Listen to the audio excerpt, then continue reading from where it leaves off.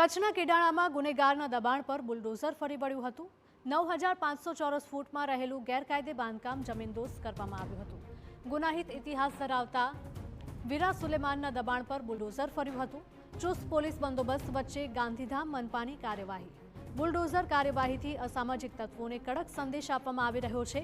દબાણ અંગે ગાંધીધામ મનપા દ્વારા અગાઉથી નોટિસ પણ પાઠવવામાં આવી હતી અને ત્યારબાદ ગુનાહિત ઇતિહાસ ધરાવતા વીરા સુલેમાનના ગેરકાયદે બાંધકામ પર બુલડોઝર ફેરવી દેવાયું હતું।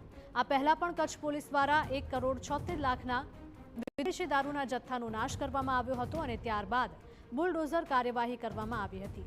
આ કાર્યવાહી સાથે જ પોલીસે ગુનેગારો સામે લાલ આંખ કરી છે કે કોઈ પણ ગેરકાયદેસર પ્રવૃત્તિને સાંખી નહીં લેવામાં આવે।